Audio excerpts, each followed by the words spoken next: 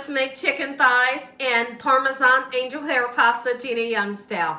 This is a recipe that is so super simple to make. I love it. I know you're gonna love it, and I couldn't wait to share this with you.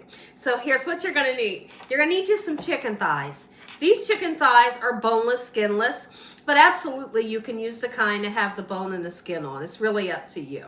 You're gonna need this pastaroni. When I tell you it's good, it's one of my all-time favorites. I love it. So super simple to make.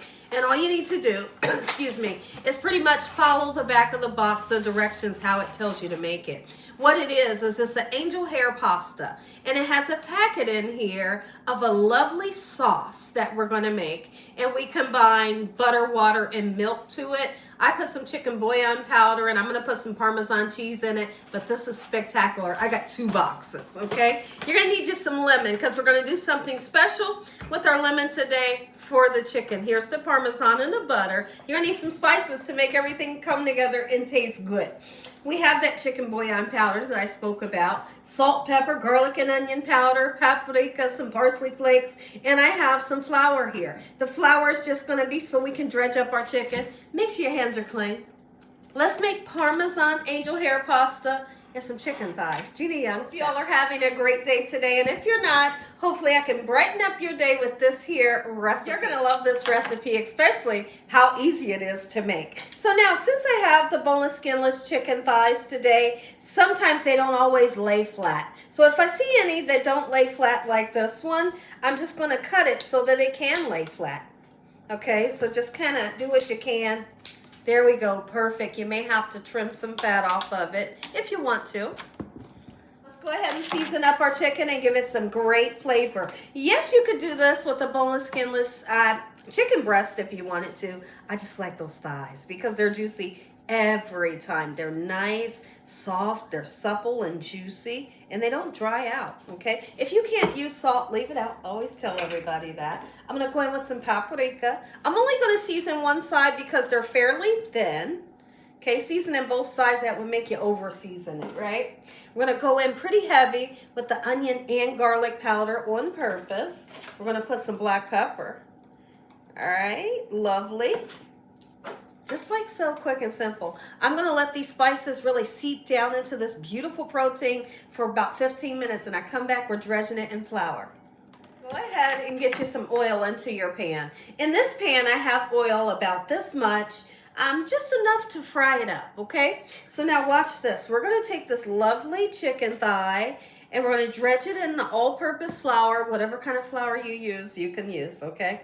And be sure to shake it off like this. Shake it off real good to get rid of that excess flour. Once the oil is hot, the chicken will start frying up, and then we're making Parmesan angel hair pasta. Love this recipe. It's an easy recipe for the middle of the week, right? Nobody wants to be in the kitchen all day. If you don't hear that sizzle, wait to put another one in. The sizzle means you're moving in the right direction. Let's get these in, and I'm going to transfer this pan to the larger stove behind me, and then we'll start on our Parmesan angel hair pasta. I'm telling you, no sooner than that chicken started frying, the whole house smells amazing right now. So I've already measured out the amount of liquid that you're going to need. You can use chicken broth if you want. I'm using water, I'm using the butter, and the milk like they tell me. So I'm using 1 1/3 cup of water per box, and I'm using 2/3 of a cup of milk, and I put as much butter as I want. Okay, so let's do the water. You're going to bring it up to a boil, okay, with your butter. I will be adding chicken bouillon powder because I love the flavor. And towards the end of the cooking process, I'm putting some Parmesan cheese in. It makes it chef's kiss every time. So now, let's just say you made this, and it's not time to serve dinner. This will thicken up. If it thickens up and you're ready to serve dinner, all you got to do is put a little bit more milk in there and kind of like rejuvenate it. You get the gist of what I'm saying, right? Let's go ahead and put our butter right in. A little bit of chicken bouillon.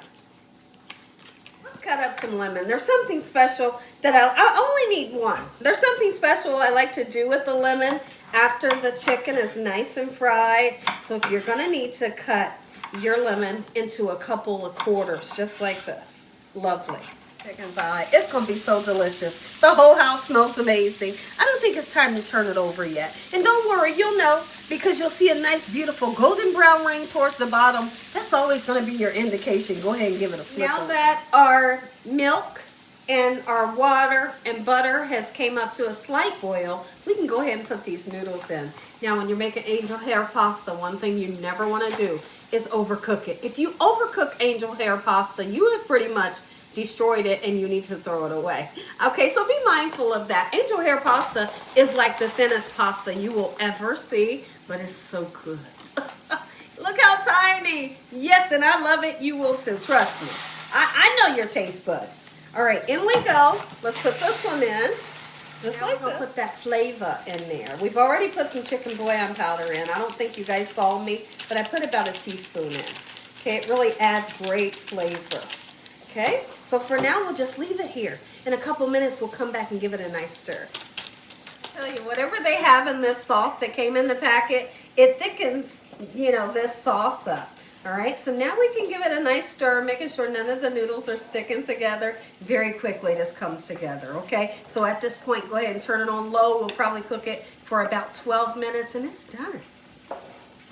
Remember I showed you it'll thicken up? Look at this. Oh, my goodness. I'm telling y'all, I've just introduced you to something that's getting ready to be your favorite. Look at that. Let's put some Parmesan. Let's go ahead and put that Parmesan in. As much or as least as you would like, that's plenty enough. It's a nice color. Oh, yeah. Are you kidding me? Yes, it's going to be super crispy, golden brown, and juicy in the inside because we decided to use those chicken thighs. Oh, yep. Is your stomach rumbling? Once it looks like this, go ahead and turn this stove off, and you can take this pan and scoot it aside. I'm going to put some parsley flakes in because you know it's going to make it more beautiful. Look at that. Right out onto a cooling rack. Look how crispy. That's what I call fried chicken thighs, Gina Young style. Fried, crispy, juicy in the inside, and so flavorful. Oh my goodness, yes. Here's what I like to do. I know, look at that chicken. Are you kidding me? Let it rest for at least 2-3 minutes, because if you cut it right away, all your juice is gonna come flowing right out. We don't want that to happen. I'm gonna slice it into slices. So whether you're using chicken breast or chicken thighs, I like to have this fried chicken sliced on top of that Parmesan noodle. Right? So let's do it just like this. It's so easy. A couple more. We're going to do all of them, actually. My family is really waiting right now with anticipation, and I don't blame them because they love this recipe that much, and I do too. I can't wait. I can't wait. I'm about to sit down, y'all, and I'm about to go all in on this recipe. Yes, I am. So now, your question was, what is she getting ready to do with the lemon? The lemon gets sprinkled. Yes. Or juiced, whatever you want to call it, all over this. Here's how I like to make the plate up. Put you some angel hair pasta. I'm putting a lot. I'm just going to put a lot. I'm going to pile it on, okay? Just like this. Let's put us some parsley flakes on top of the angel hair pasta to make it nice and gorgeous.